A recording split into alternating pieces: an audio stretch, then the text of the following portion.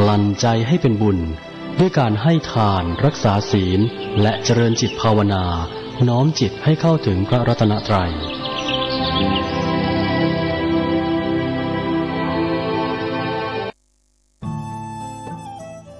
ท่านกำลังติดตามรับฟังสถานีวิทยุกระจายเสียงพระพุทธศาสนาแห่งชาติและสังคมคลื่นเพื่อการศึกษาพระพุทธศาสนาและวัฒนธรรมระบบ FM 104.5 เมกะเฮิรตซ์รายการต่อไปเป็นรายการเสียงธรรมจากสามเณรดำเนินรายการโดยสามเณรสมพงษ์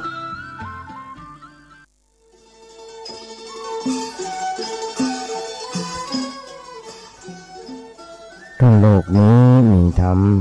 ประจำที่เมื่อทำดีจะไม่ดีมีที่ไหนมีสุขบ้างทุกข์บ้างช่างประไรเป็นวิสัยของมนุษย์ปุถุชนขอกราบไหว้สาครูบาอาจารย์ทุกท่านขอเจริญพรศรัทธาญาติโยมผู้ใฝ่ในศีลในธรรมทั้งหลายมาแล้วมาแหมแล้วรายการเสียงธรรมจากเนนน้อยสังเรือจากวัดประแดงทั้งนี้โดยการนำ ของท่านพระครูโคสิทธิ์ปริยัติยาพรเจ้าวัดวัดประแดงเจ้าคณะตำบลสุเทพเขต 1เป็นประจำทุกวันพุธจาก 10 โมงจนถึง 11 โมงโดยประมาณดำเนินโดยอาตมาภาพสามเณรสมพงษ์จากวัดประแดงนั่งดำเนินในการอยู่ที่วัดประแดงส่งเสียงมายังสถานีวิทยุ FM 104.5 ของวัดไผ่หินซึ่งทางวัดไผ่หินก็มีท่านพระครูสมุวิศวัตรวรกิจโจนายสถานีผู้เปี่ยมไปด้วยความเมตตาในตัดบาภาพได้มีโอกาสฝึกมีโอกาสหัดในการน้อมนำเอานำธรรมคำสอนองค์พระสัมมาสัมพุทธเจ้ามาโอ้มาจากให้ญาติโยมฟังอย่างนี้เป็นประจำนานทีหลายปีดีดัก ซึ่งสถานีวิทยุ FM 104.5 ของวัดไผ่หินก็ตั้งขึ้นโดยท่านพระครูปริยัติยานุศาสตร์หรือว่าท่านพระครูดร.มหาสวัยเตวปุญโญปีนี้เป็นปีที่ 16เริ่มเป็นผู้ก่อตั้งสถานีวิทยุจากวันนั้นจนถึงวันนี้ธรรมภาพได้มีโอกาสได้ฝึกได้หัดตั้งแต่ต้นขึ้นมานั่นก็คือท่านพระครูโคสิทธิ์ปริยัติยาพรเพิ่นได้สอนธรรมภาพครั้งแรกวันแรกซึ่งเดิมความเดิม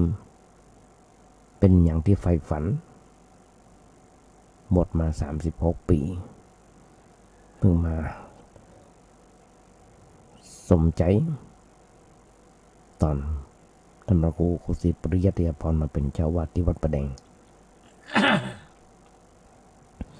อาตมาก็ได้เริ่มฝึกเริ่มหัดจากเปิ้นเมตตาอาตมาสอนอาตมาตั้งแต่วันแรกจนถึงทุกวันนี้แล้วได้รับความเมตตาจากครูบาอาจารย์หลายผู้หลายท่านด้วยกันทั้งที่รู้จักกันไม่ได้รู้จักกันบางทีรู้จักกันใน Facebook รู้จักกันใน LINE ส่วนมากเปิ้นจะรู้จักธรรมภาพมหาบ่ค่อยจะรู้จักเปิ้นก็ขอความเมตตาจากเปิ้นขอคำแนะนำติชมจากเปิ้น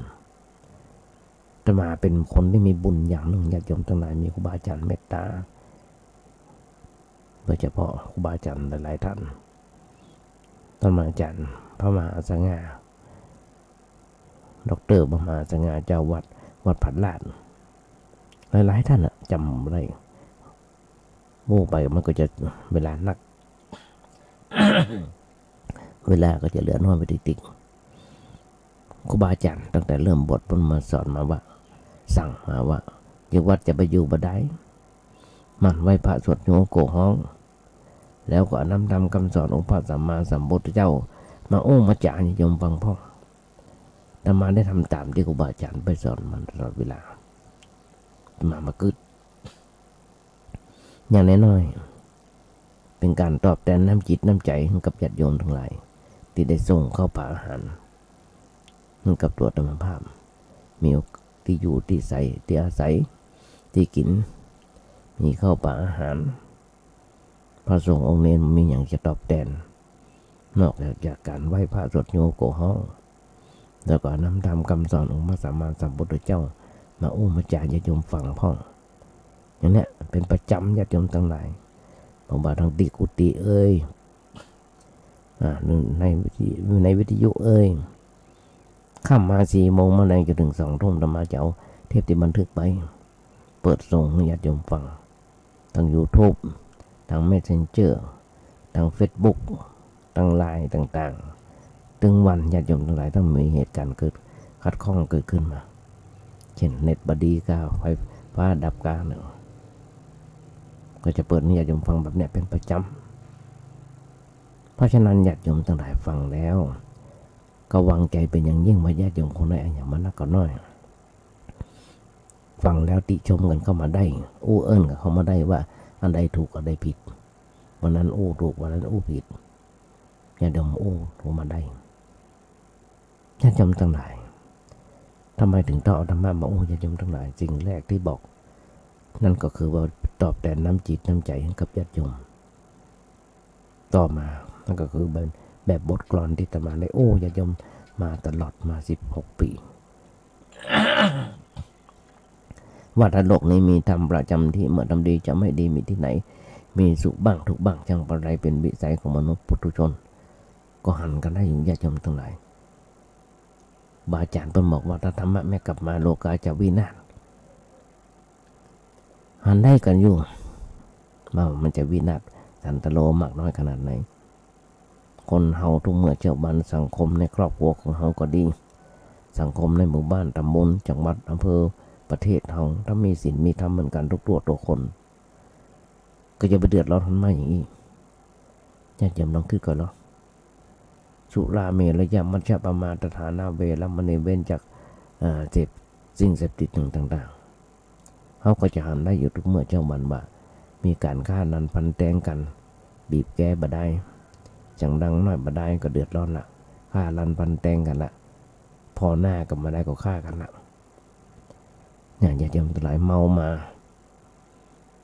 เพราะว่าอันนี้ไม่ใช่หานะเนาะถ้าเมามาใหญ่ขับฟ้า บางครั้งมาหูจากตัวเก่าเริ่มซ้ำไปว่าหาเป็นลูกไผ่คิงหูกับว่าหาเป็นไผ่มึงหูว่าหาเป็นไผ่ถึงกับฆ่านันปันแตงกันทุกเมื่อชาววันเริ่มละตั้งแต่ตั้งหน่อยญาติดูเลยละอ่อน11 12จนถึงคนเฒ่าหัวงอกผู้มีอำนาจวาสนาอำนาจบาดใหญ่ถ้าเมาเหล้าแล้วเหล้าเข้าปากแล้วเดือดร้อนทอนไหมนะญาติโยมตั้งหลายผลที่สุดปุ๊บไปเดือดร้อนอยู่ในคุกในตารางต้องเดือดร้อนปีเป็นน้องญาติโกโหติกาได้ไปประกันตัวออกมาเสียชื่อเสียเสียงหมดอนาคตอนางองเมื่อเดียวบ่ตีกันธรรมดาญาติโยมทั้งหลายมีเหี่ยวระเบิดมีเหี่ยวปืนเหี่ยวมีดเนี่ยเป็นหน้าอย่างที่น่าห่วงน่าไว้ใหญ่ญาติโยมทั้งหลายแล้วทำไมคนเฮานะญาติโยมทั้งหลายคนทุกเมื่อเจ้าวันเปิ้นถึงบอกปัจจุบันคนเฮามีอายุเฉลี่ยแค่72 ปีถ้าตอนนี้เฮาอายุ50 ปีสิ่งสำคัญที่สุดเขาจะเหลือชีวิตเพียง22 ปีถ้าหากว่าบัดตายนะบัดตายเพราะเหตุอื่นเนี่ยก่อนนะแล้วมันวุ่ยญาติโยมทั้งหลายสิ่งสำคัญที่สุดเพราะฉะนั้นอย่าประมาทเตรียมตัวไว้มันก่อนเตรียมตัวมันพร้อม มีคนเปิ้นเขียนรัตมาอ่านบอกมันอย่างที่น่ากึศเปิ้นบอก รักษาสุขภาพมันแข็งแรงเพราะชีวิตหลังเลข 5คือขาลงจะซวยจะล่อเป็นเรื่องรองผมบอกว่าสตรองก็คือเรื่องหลักญาติโยมทั้งหลายข้อที่ 2ทำงานและเก็บเงินขึ้นได้ ถ้าตอนแกบ่มีเงินเวลาป่วยแล้วหนังเหนียวโรคบ่หายจะตายก็บ่ตายนอนอ้างงาบอ้างเงิงน่าจะเอาเงินที่ไหนไปรักษาสังขารร่างกายนี้อย่าดมลองกึกก่อนนะอย่านึกว่ารัฐบาลบนจ่าย30 บาทรักษาทุกโรคบางทีต้องใจยาต่างประเทศบุญหลวงจะจำต้องได้ใจยาในมะมียานอกบัญชีนะที่เขาว่าก็แปลงจำเป็นผมบอกข้อ 3ปลดหนี้เก่าและประสร้างหนี้ใหม่ 4มีที่อยู่เป็นของตัวเก่าห้องหรือบ้านมีโลกส่วนตัวทำสมาธิได้เนี่ยเป็นห้องมีบ้านเป็นของตัวเก่า 4-5 เรียนรู้เทคนิคเทคโนโลยีและข่าวสารใหม่ๆพ่องมันจะทำเฮาบ่ต้องดักดานหูเต่าตันโลกปัจจุบันได้แต่บางคนก็เสพข่าวเกินไป อย่างโรคโควิดน่ะทางใต้ก็ตายทางเหนือก็ตายบ้านใต้บ้านเหนือบ้านใต้ก็ตายเพราะฉีดโควิดเพราะติดโควิดสักปะประเด็นนี้ค่อยยังชั่วขึ้นมาหลายอันหลายอย่างรัฐบาลเพิ่งก็ช่วยกันเพราะฉะนั้นเขาเรียนเทคโนโลยีบางทีเขาบอกถูกหลอกถูกต้มกันนักหนาประบ้านถูกหลอกถูกต้มนักหนาประบ้านเพราะอย่างเพราะเขาไม่ได้ประตันในเทคโนโลยีเมากับฟังเพลงเมากับพอละครสเปเห็นละเพิ่นออกข่าวมามีโจรมาจุมาหลอกโทรศัพท์มาจุมาหลอกเขามีคนนั้นคนนี้เป็นโจรผู้ร้ายมาจุมาหลอกเขาอันนั้นมาขายอันนี้มาขายเขาบัตันเกมเปิ้ลวันเถอะก็เลยเดือดร้อนเพราะฉะนั้นต้องทันเทคโนโลยีพ่อข่าวเปิ้ลถึงบอกจะจำตัวคำว่าข่าวให้ลงฟรีข่าวดีลงเสียจะตังต้องพอเถอะพ่อข่าวถึงเวลากับพ่อข่าวถึงพ่อข่าวแล้วก็จำไว้หน้าตาเป็นอย่างไรอย่างต่างๆกลโกงของเขาเป็นอย่างไรเพราะฉะนั้นอยากจำตรงไหนให้ข้อหนึ่งมันบอกว่า6โอ้จ่ากับลูกหลานเพื่อนฟังตัวพอใจเพื่อนฟังแต่เฮาโอ้จ่ากับลูกกับหลานฟังเพื่อนตัวพอใจเพื่อนฟังเฮาอย่างเดียวเพราะอย่างอยากจำตรงไหนพระโลกระหว่างเฮากับละอ่อนมันเปลี่ยนความคิดกันได้เสมอญาติโยมจะไปกึดนะบ่ เขาจะกึดบ่ได้บ่มายุคนี้สมัยนี้ละอ่อนมันตันสมัยตันโลกเป็นโลกเทคโนโลยีเฮาเป็นคนหัวโบราณบ่ตันสมัยละอ่อนมันถึงว่าเนาะปูเป็นคนโบราณมาตันสมัยมาตันสมัยก็จริงอยู่อันอย่างหลายๆอย่างทุกเมื่อเช้าวันญาติโยมทั้งหลายอย่างเรื่องคอมพิวเตอร์ก็อย่างการเนี่ยอาตมาต้องขออาศัยลูกหลานทันเต้ามาสอน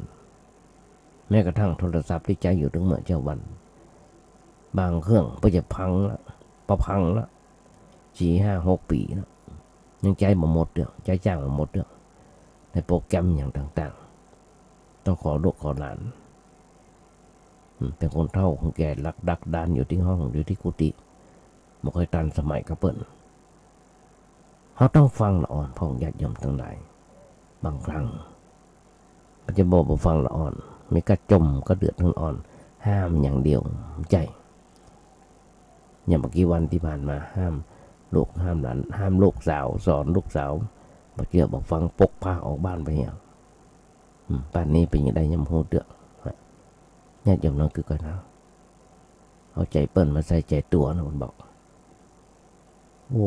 กูกับลูกกับหลานบางทีเขามาดันมาเสต้านสมัย7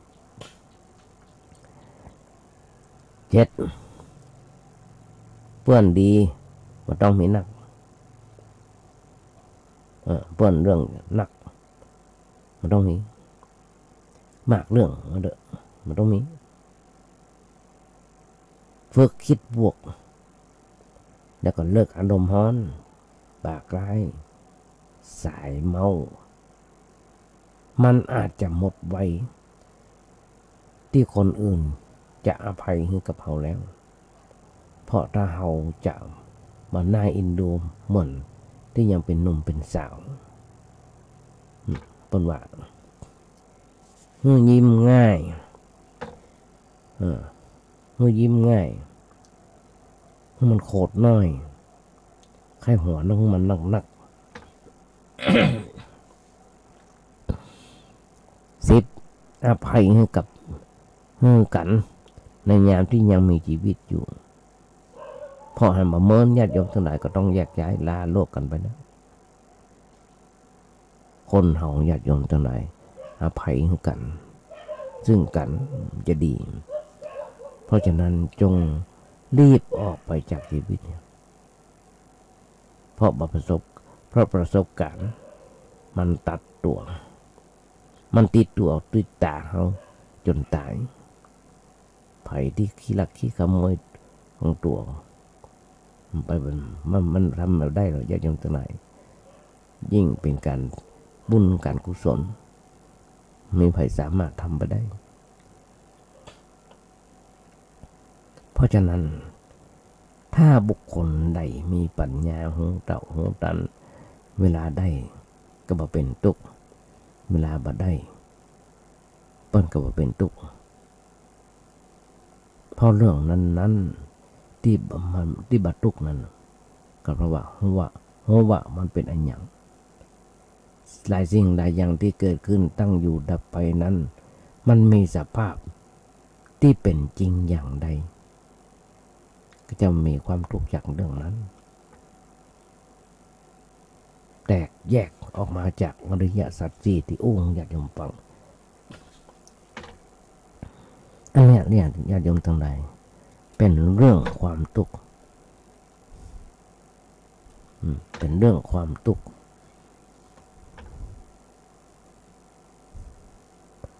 ไว้ก่อนแล้วในขั้นแรกญาติโยมธรรมะหรือว่าในพระสูตรที่แยกจากที่เป็นแยกความทุกข์เกี่ยวกับอริยสัจไว้อย่างที่บอกหลายครั้งว่าเฮาสวดมนต์ทำวัดเจ้าชราปิทุกขาความเกิดเป็นทุกข์ชาติปิทุกขาความเกิดเป็นทุกข์ชราปิทุกขาความแก่ก็เป็นทุกข์มรณะปิทุกขังความตายก็เป็นทุกข์ความแก่เป็นทุกข์อย่างไรญาติโยมอาตมาถึงบอกญาติโยมหลายครั้งทุกครั้งทำตัวซ้ำไปว่าคนเฮาสังขารร่างกายของคนเฮายมพยาบาลยมบาลเปิ้นฝากเปิ้นเตือนเฮาแล้วตั้งแต่เริ่มจะแก่เพราะว่าเขี้ยวร่อนผมบนหัวงอกเจ็บแข้งเจ็บขาไปไหนบ่ค่อยได้ตามือตามัวพอบ่ค่อยหันต้องใจแว่นส่องอ่านหนังสือนั่งหาอันนี้เปิ้นเตือนเฮาแล้วญาติโยมทั้งหลายว่าตอนเนี้ยแก่แล้วเน้อ ใกล้แล้วเนอะใกล้จะลงแล้วเนอะจะไปเลยรีบไปดีไปไรก็มันเพราะถึงแจกความทุกข์ให้กับญาติโยมฟังในเรื่องของการไหว้พระสวดมนต์เปิ่นบอกแล้วเราต้องเตรียมตัวว่าขันธ์ห้านะมันเป็นตัวของเขาเป็นเขาหนึ่งเป็นตุกเป็นก้อนตุกใหญ่ครูบาอาจารย์เปิ้นแจกเปิ้นแจงไว้ ในพระสูตรเปิ้นแจกเปิ้นแจงไว้อันนี้อันหนึ่งที่สำคัญคือเรื่องชาติทุกข์เพราะเอาว่าความเกิดเป็นทุกข์ญาติโยมลองกึกก่อนนะเราเกิดลูกออกมาคนหนึ่งต้องเลี้ยงไปจนถึงอายุ21-22 ปี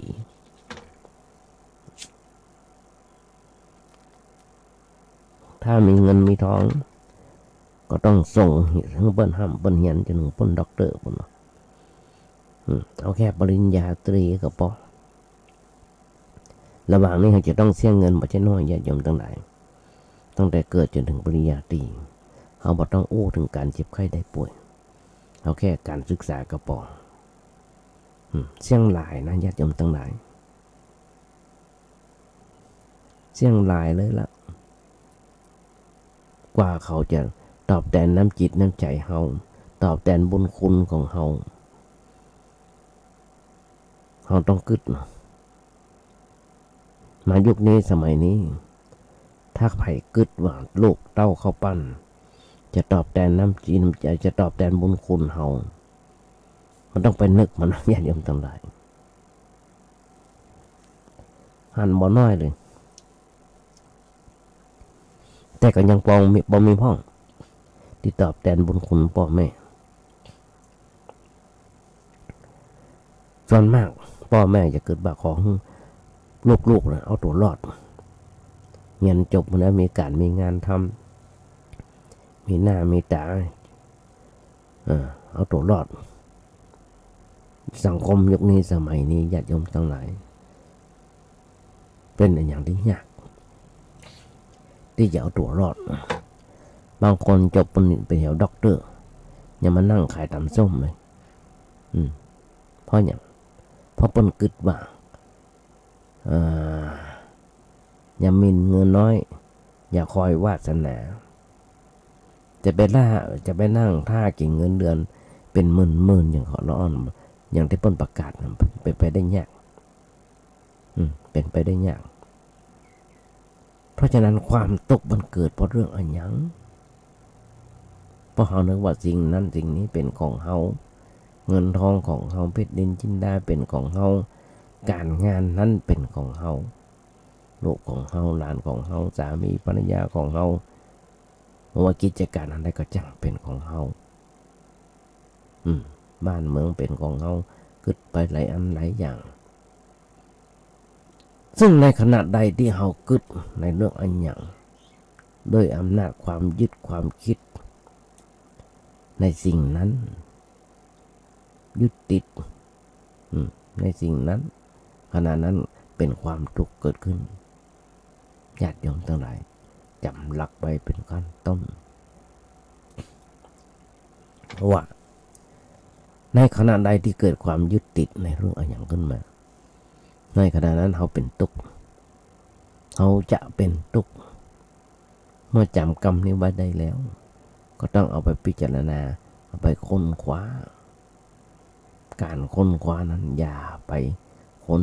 จากตำรับตำราหรือว่าหนังสืออะไรอย่างเลยเปิ้นถึงบอกค้นคว้าจากชีวิตของเขาเอง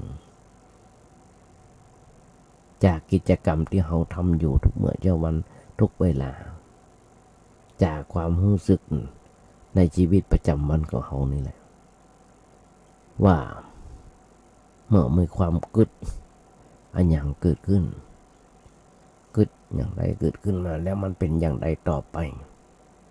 ลองสังเกตว่าบ้างลองสังเกตความเป็นอยู่ของเขาเองถ้ามาตึงบอกจัดยมหรอ ทุกวันเนี่ยญาติโยมทั้งหลายตื่นเจ้าขึ้นมาอาตมาภาพมีลมหายใจยังก็มีลมหายใจอยู่ก็นึกว่าเป็นบุญต่อจากนั้นไปตื่นเจ้าขึ้นมานั่งกินน้ำอุ่น1 แก้ว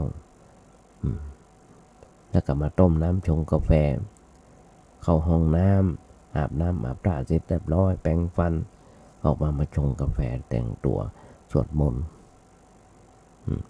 เสร็จเรียบร้อยก็เดินรอบโบสถ์1 รอบทุกเมื่อเจ้าวันญาติโยมทั้งหลายจะเป็นแบบนั้น พอแรงมาก็เป็นอย่างเงี้ย5 โมงอาบน้ำอาบท่าอาบน้ำอาบท่าแล้วก็สวดมนต์ไหว้พระสวดมนต์เสร็จแล้วก็เดินรอบโบสถ์แต่มาเดินได้ไกลแค่นี้นับว่าเป็นบุญละญาติโยมทั้งหลายทุกเมื่อเจ้าวันเรามาสังเกตตัวเก่ามันขาข้างขวาอันนี้มันเริ่มลากหนักลงเดินไกลก็บ่ค่อยได้เป็นเพราะโดยสุขภาพคุณหมอพอถึงบอกว่าบ่หายญาติโยมทั้งหลายได้เป็นอัมพฤกษ์เดินได้แค่นี้ก็บุญแล้วมาคิดในใจว่าทุกเมื่อเจ้าวันตื่นเจ้าก็มายังมีลมหายใจอยู่ก็นึกว่าบุญแล้วเกิดมา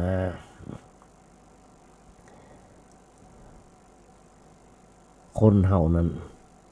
เช่นเฮาเกิดมาความคิดอย่างนั้นหนึ่งขึ้นในใจมันเป็นความคิดที่ร้อนหรือว่าเย็นเป็นสุขหรือว่าเป็นทุกข์มีความกังวลห่วงใยหรือว่ามีความสงบสบายใจอยากจำลองพิจารณาก่อนนะจะเหมือนอาตมาหรือไม่พิจารณาก่อนสังเกตตัวเฮาสังเกตที่ใจของเฮาว่าเฮาจะปะความจริงว่าตัวเฮาตัวความทุกข์ที่เกิดขึ้นในใจมันทุกข์เพราะว่าไปยึดถือนั่นเองแหละแต่มาคิดนะอย่าจำทั้งหลายที่มันเจ็บไข้ได้ป่วยอยู่ทุกเมื่อเจ้าวันมานั่งญาติโยมนี่ก็ต้องมียาพ่นแก้ไอเนาะมันไอเป็นประจำมันไอเป็นประจำมันเป็นความทุกข์อย่างหนึ่งเป็นสัจธรรมอย่างหนึ่งแต่อันเนี้ยคือความหมายของคำว่าชาติปีทุกขังที่ญาติโยมสวดมนต์ชาติปีทุกขังความเกิดเป็นทุกข์แต่ว่าโมเฮาก็ต้องต่อสู้กันต่อไปจะแก้จะนุ่มก็ต้องต่อสู้กันต่อไปก็คือหมายถึงว่าความรู้สึกยึดถือในเรื่องอันอย่างเกิดขึ้นในใจของเขาในขณะใดความทุกข์ยังลงสู่ชีวิตของเขาเมื่อนั้นอันเนี้ยพ้นถึงบอกหลักแท้ของจริงของอริยสัจในเรื่องของชาติความเกิดเป็นทุกข์ถ้าเราเข้าใจชาติความเกิดเป็นทุกข์แบบนี้การที่จะสลัดหรือว่ายูมันออกไปจากความทุกข์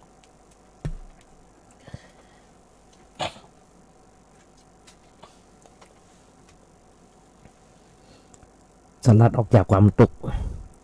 ออกไปจากตัวเฮา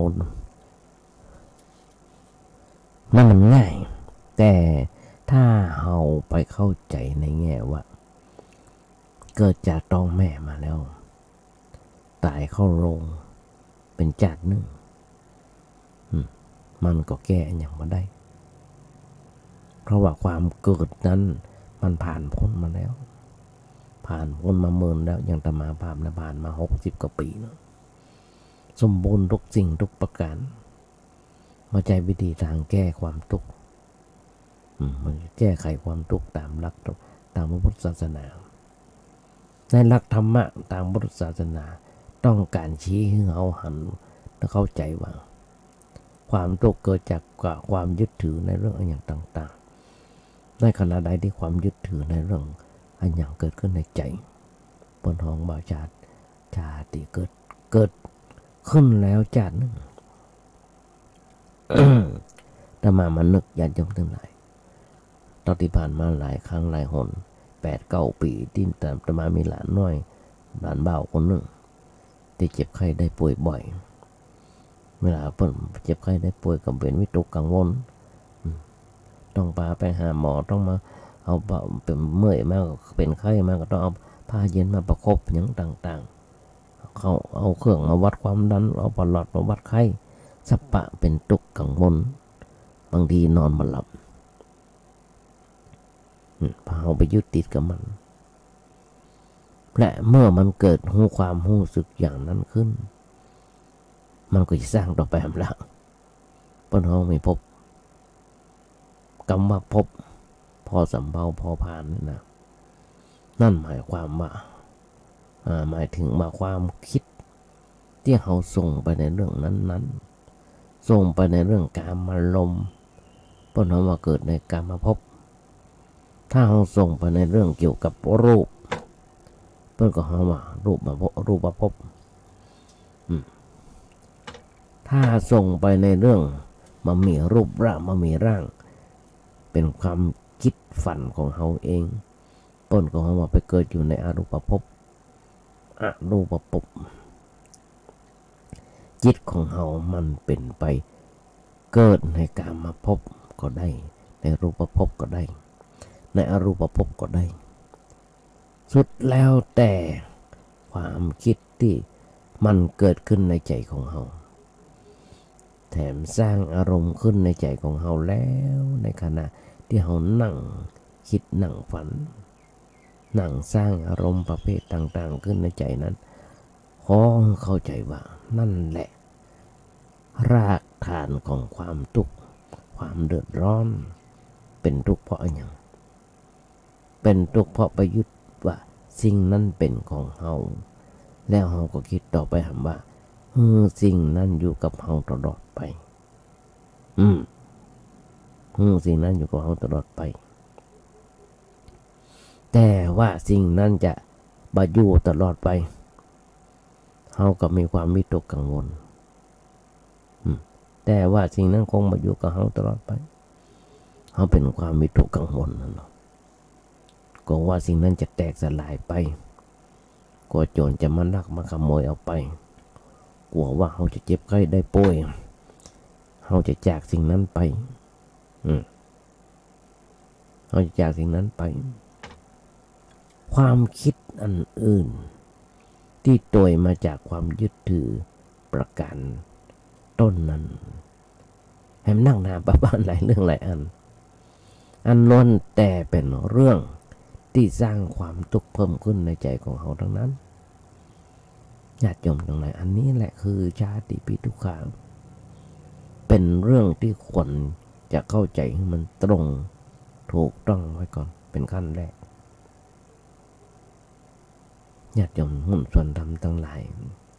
ถ้าเราเข้าใจคำว่าชาติปีทุกขังถูกต้องแล้วมันเป็นการง่ายที่จะศึกษาในเรื่องอื่นต่อไปแต่ถ้าเข้าใจคำว่าชาติปีทุกขังความเกิดเป็นทุกข์บ่ถูกต้องแล้วการแก้ไขปัญหาชีวิตย่อมจะเป็นการบ่สะดวกเพราะจะไปแก้ที่ไกล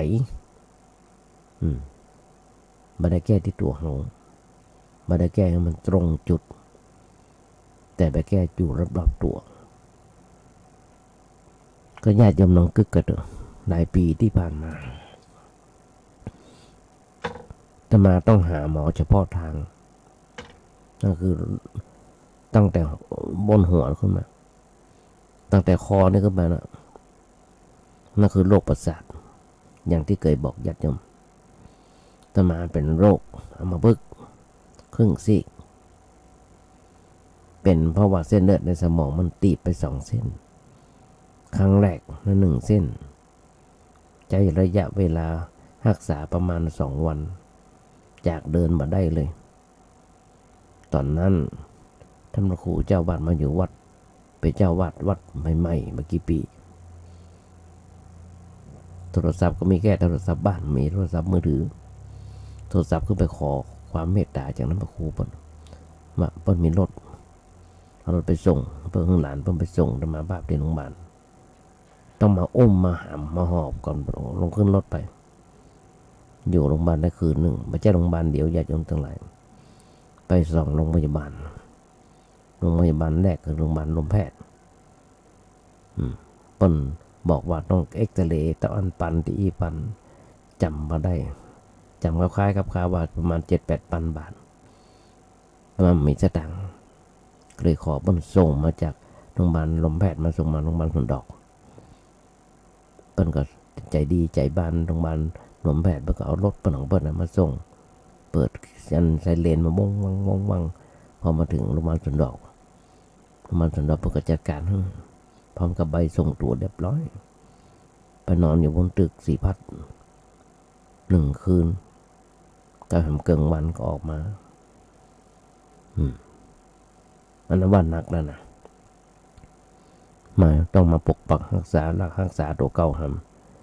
หลายเดือนกว่าจะเดียวได้เดือดร้อนนั้นไม่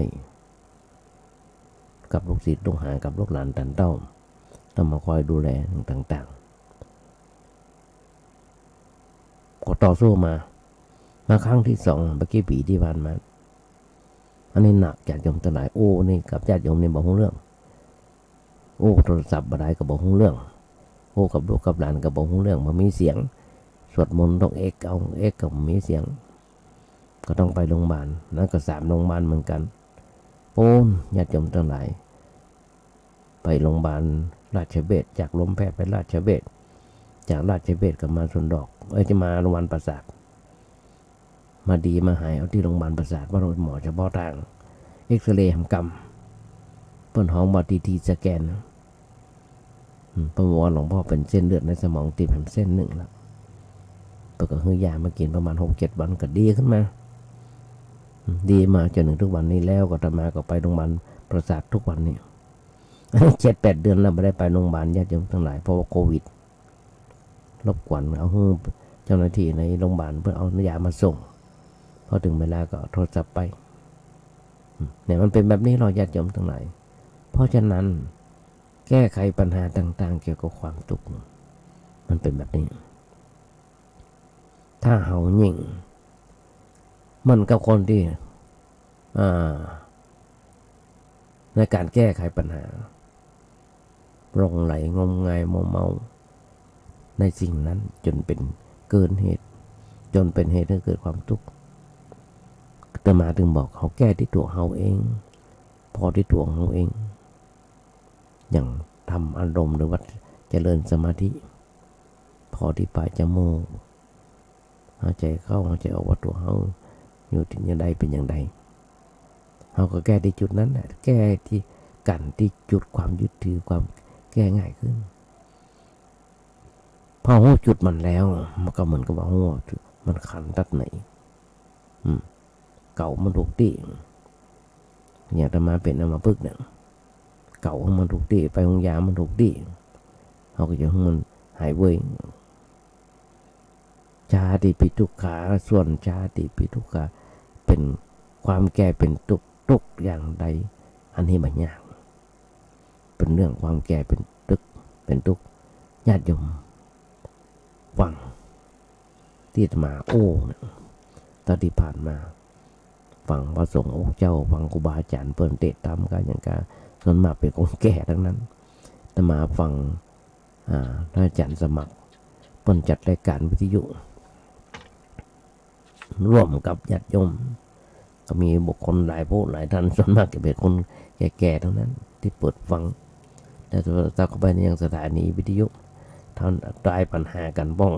สปะหับรางวัลกันพ้องยั้งต่างๆ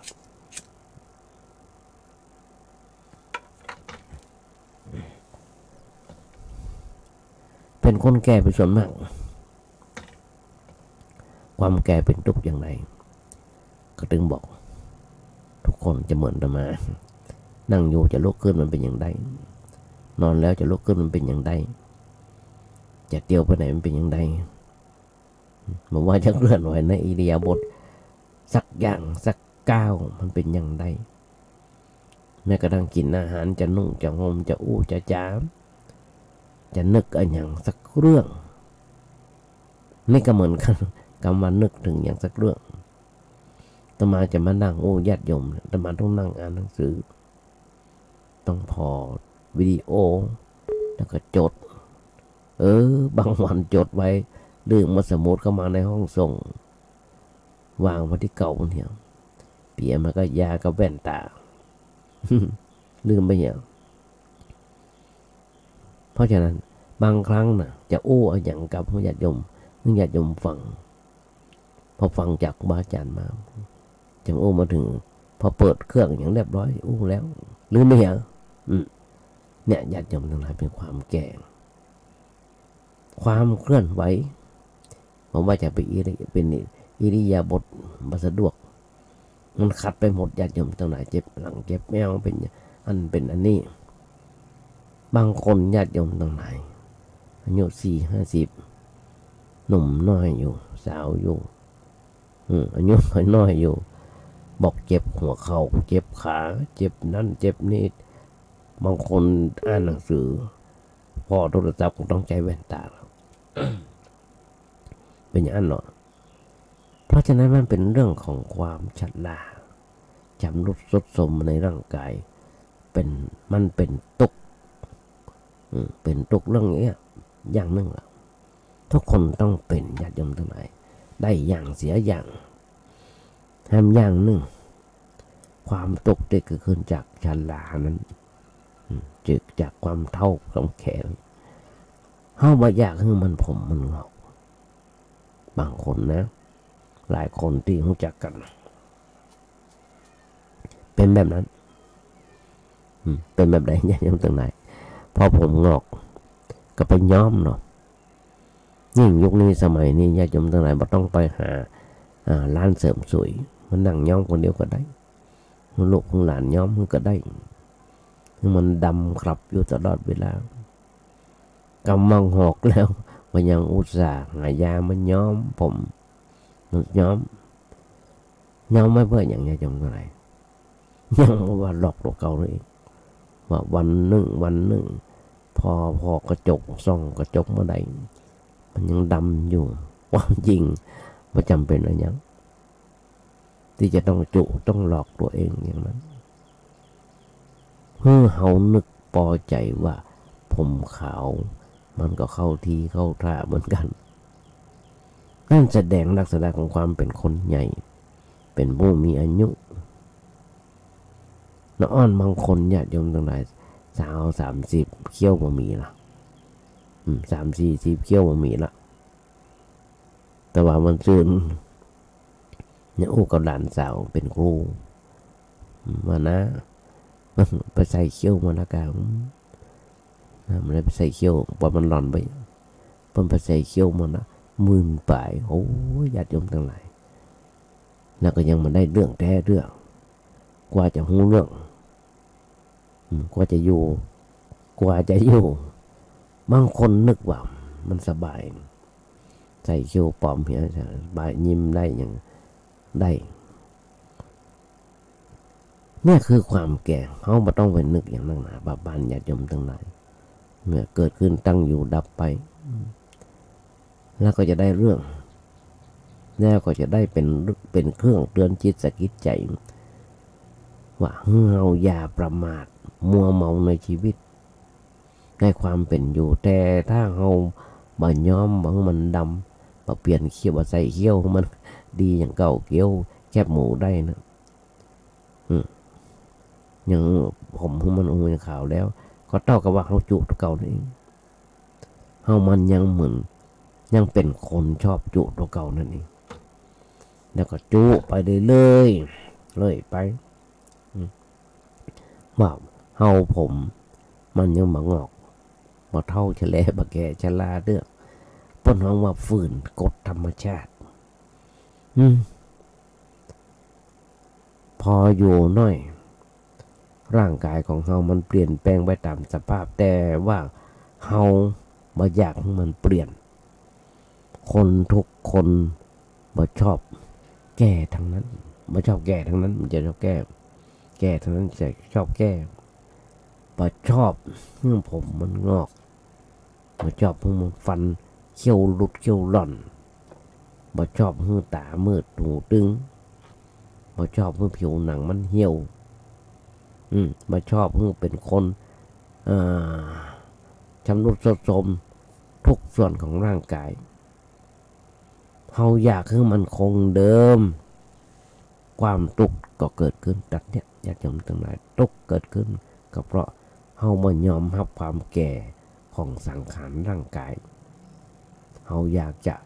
บ่ให้มันแก่เมื่อบ่ชอบความแก่เฮาก็เป็นทุกข์เฮาก็เป็นทุกข์แต่ถ้าเฮารู้ว่าความแก่เนี่ยเป็นเรื่องธรรมดาที่จะต้องเกิดขึ้นต้องมีแก่ทุกคนต้องมีแก่คนทุกคนนี่บ่พ้น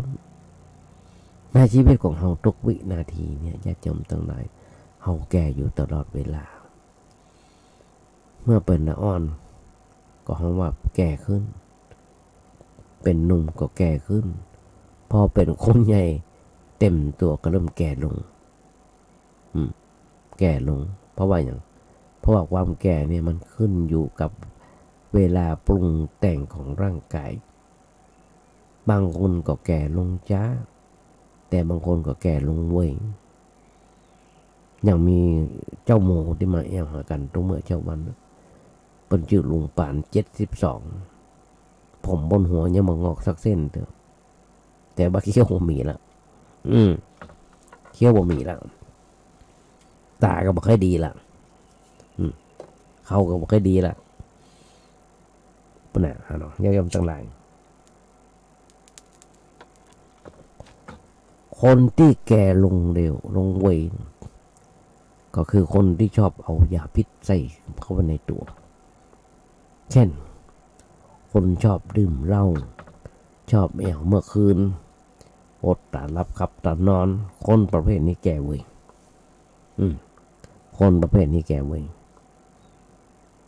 ก็เท่าที่ทุกเมื่อเจ้าวันญาติโยมทั้งหลายมีหลายคนติดรุ่นน้องแต่มาภาพเอา50เศษ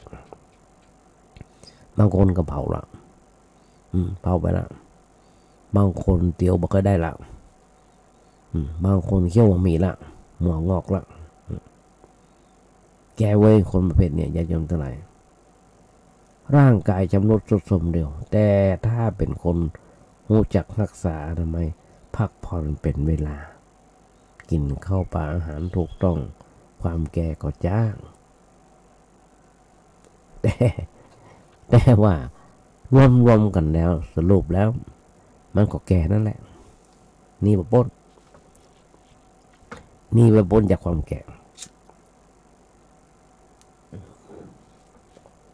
บางคนหันมาบ้านยังมาเชื่อแต่ว่าจะมาขึ้นเลข6ปลายหลักเลข6กึ่งหรอกมันเชื่อเดียวมันต้องแก่เป็นธรรมดาแต่ว่าจิตใจของเขาเนี่ยมันยอมแก่บางครั้งถ้าภายมาตักเขาว่าปีนี้พอแก่ไปเนาะมันไม่ให้ชอบสักคนแต่ถ้าเขาตักเปิ่นว่ายังดูหนุ่มยังแข็งแรงตัวนี้ยิ้มญาติโยมต่างหลายมีแทบจะทุกวันที่คนญาติโยมมาตำบลสุนทรครบรอบวันเกิดปีนี้จะได้แล้วเนี่ยเลข5แล้วเลข4แล้วมาแก่ได้เนาะยิ้มยังมาแก่ได้ค่ะยังมาแก่ได้จ้ะครับคนบอกแต่ถ้าเขาว่าแก่แล้วยังแก่เด้อญาติโยมทั้งหลายคนเฮามันชอบจู้ตัวเก่ามาชอบความจริงบางทียังมีการต่อรองนะยังมีการต่อรองเลยเพราะว่าชอบของจริงนั่นแหละจึงเลยเป็นทุกข์เลยไปเป็นทุกข์เลยไปแต่ถ้าเรายอมรับความจริงเนี่ยเช่นเรื่องความแก่เนี่ยยอมรับมันเนี่ยยอมรับว่าแก่แล้วร่างกายเปลี่ยนแปลงไปนักแล้วปอกหัวเมื่อไรจะแตกจะดับไปยอมรับอย่างนั้นพอเขายอมรับว่าเขายอมแก่ปัญหาเรื่องความแก่จะบ่เป็นทุกข์กับเขาจะลาปีทุกขาจะบ่เกิดขึ้นในใจพอเขายอมรับความแก่ ยอมให้มันแก่ไปตามเรื่องซึ่งการรักษาการบริหารร่างกายก็ทำไปตามเรื่องแต่ปัจจัยทำด้วยความอยากมากเกินไปทำไปตามหน้าที่ที่จะต้องรักษาร่างกายเพื่อใจทำมาอย่างใจสำดำประพฤติปฏิบัติคุณงามความดี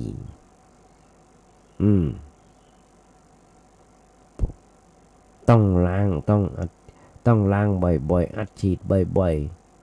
ๆขับบ่อยๆอย่างมันเว่ยเกินไปอย่างมัน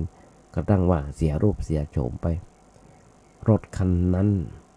จะใจได้เหมือนร่างกายของคนเขาก็เหมือนกันญาติโยมทั้งหลายภัยที่มีรถราก็ว่าได้ทั้งทุกคนต้องมาคอยบำรุงรักษามันก็เสียง่ายต้นหอมมารถเหมือนเข้าต้องซ่อมมันนั่นต้องเปลี่ยนอันนี้สปะ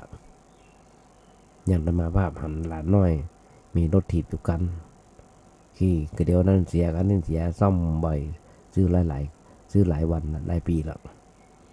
ซื้อเพิ่นหลายปีแล้วมาครั้งสุดท้ายนี่เสี่ยงไป500 กว่าบาท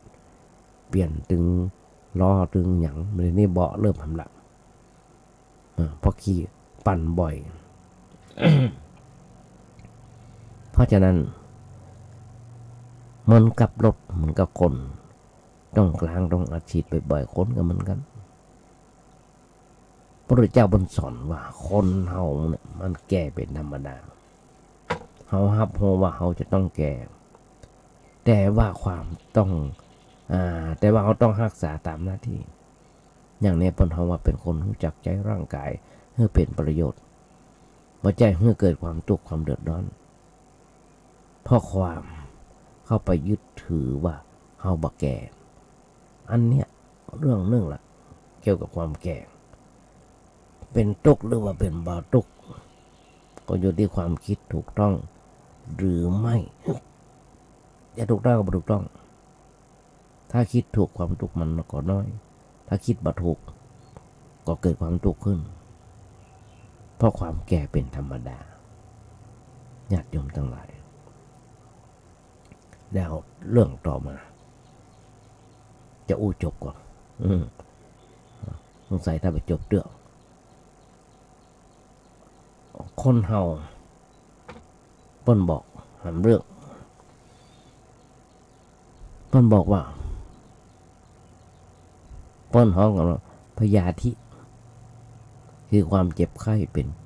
มันเป็นความทุกข์ของจิตใจคนเฮาตามปกติญาติโยมทั้งหลายมันมีภัยชอบความเจ็บไข้ได้ป่วยแต่ว่าความเจ็บไข้ได้ป่วยก็ต้องเกิดขึ้นอย่างตอนเนี้ยโรคโควิดมันเข้าบ้านมาจะแถมท้ายด้วยโรคฝีดาษลิงจะแถมท้ายโรคฝีดาษลิงนั้นดีว่าเขายังมีวัคซีนอยู่แต่โควิดเนี่ยมันมีวัคซีนเตื้อตอนนั้นถึงตอนนี้สบายละตอนนี้สบายละมันเจ็บไข้ได้ป่วยเพราะอะไรอย่างที่มันถึงเป็นโรคโควิดกันเพราะคนเฮาหลายคนหลายหมู่หลายกลุ่มชอบเนี่ยมาคืนประมาทในชีวิตเข้าขับผับเด็กบ้าอย่างต่างๆเข้าในบ่อนไก่บ่อนมวยสปะมึงเนี่ยมีงานศพที่ไหนก็บ่อนไฮโลเต็มกันอึ้งกันก็เลยติดโรคโควิดเข้ามากันเดือดร้อนทำไมไปถึงเจ้าหน้าที่บ้านเมืองต้องให้อสม.มาเกิดมาดักเพื่อเช็ค ATK อย่างนั้นนะวัดความดันวัดอย่างต่างๆอย่านึกอย่ายอมตั้งหลายว่าโรคบางอย่างนั้นมันเกิดของมันตามธรรมชาติบางทีเขาบอกรู้สาเหตุของมันอย่างตอนเนี้ยญาติโยมตั้งหลายเขาหาสมุทฐานมันยังมาได้เดียวอย่างเช่นโรคมะเร็งเมื่อกี้วันที่ผ่านมาหน่วยงานของลุงตวีคุณยศยิ่งเปิ้นของว่า อย่างลมหายใจนะจำมาได้เพิ่นมาตรวจโรคมะเร็งเพิ่นมาเอาลมหายใจเขาไปตรวจไปเช็คที่กรมการแพทย์เพิ่นวิจัยตอนนี้วิจัยกันอยู่ก็มาฟังจากหลวงปู่ฟังจากหลวงปู่ตุลุงทองเพิ่นถึงบอกว่าโรคมะเร็งยังหาสามุฏฐานมาได้เตื้อว่ามันเกิดมาจากอันหยังถ้าผมว่าสาเหตุว่ามันเกิดมาจากอันหยังเกิดเพราะอันหยังทำอย่างใดถึงได้เกิดโรคนั้นขึ้นมีไผงูแม้แต่วิชาการแพทย์สมัยใหม่ยุคนี้นะ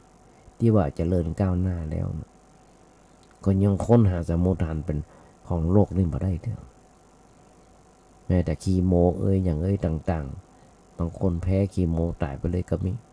ตายนั้นตายแน่ถ้าก็เป็นเพียงว่าธรรมชาติของร่างกายบางคนอาจจะเป็นโรคนี้ขึ้นได้เป็นโรคที่ตัดทันตัดนี่หรือว่าเป็นโรคมะเร็งในเส้นเลือด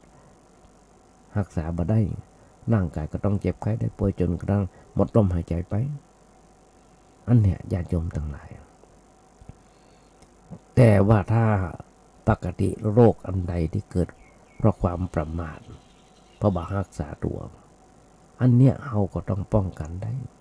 การป้องกันก็คือว่าเฮียนหูมันหูว่าพาหะของโรคคืออะไรอย่างสมุฏฐานของโรคอยู่ที่ไหน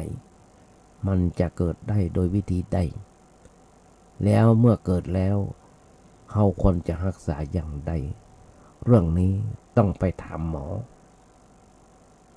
ต้องไปถามหมอผู้เป็นแนะนำเราได้เนี่ยญาติโยมทั้งหลายหมอถามได้แต่เพิ่นจะตอบเหมือนกันก็แต่ส่วนมากเราจะตอบเหมือนกันว่ากินอันนั้นกินอันนี้จะเป็นโรคแบบนั้นแบบนี้หยุดหรือยังอย่างเช่นสุราของดิบของดองสปะเนาะญาติโยมทั้งหลายเพราะฉะนั้นวันนี้เดี๋ยวพอเวลาจะหมดแล้วต้องฝากไว้ก่อนเอาไว้ที่อีกก่อนก็มาไว้ต่อกันในวันต่อไปยังมาจบเรื่องซึ่งธรรมภาพได้ขยายใจความแยกแยะออกมาจากบทกลอนวัฏโลกนี้มีธรรมประจำที่เมื่อทำดีจะไม่ดีมีที่ไหนมีสุขบ้างทุกบ้างช่างประไรเป็นวิสัยของมนุษย์ปุถุชนก็ขยายใจความมันญาติโยมฟังได้แบบเนี้ยสำหรับวันนี้และได้รายการวันนี้ญาติโยมทุกท่านก่อนจะนำรายการนี้จากไปก็ขอเอางานบุญงานกุศลญาติโยมฟังสักเรื่องซึ่งทางวัดประแดงของเฮาท่านโดยท่านพระครูเจ้าวัดได้มีการก่อสร้างห้างแปลงซ่อมแซมเสนาสนะเช่นบันไดหน้ากระกำแพงวัดกาตอนนี้สำเร็จรุ่งไปหลายอันหลายอย่างแต่ว่าตอนนี้กำแพงวัดยังบ่เสร็จเตื้อยังมีหลายช่องอยู่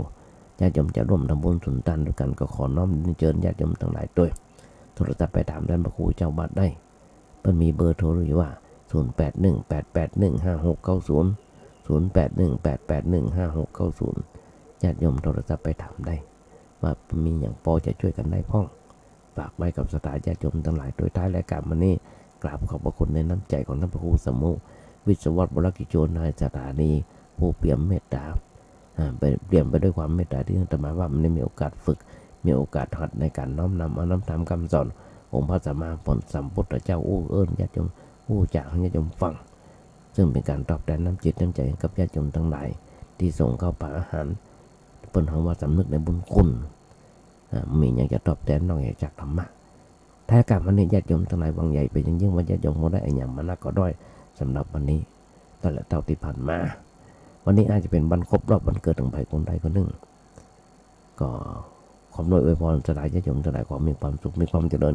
คิดสิ่งหนึ่งสิ่งใดสมความมุ่งมั่นปรารถนาขอญาติโยมมีความสุขมีความเจริญวันนี้เป็นวันพระโดยแห่งซ้ำไป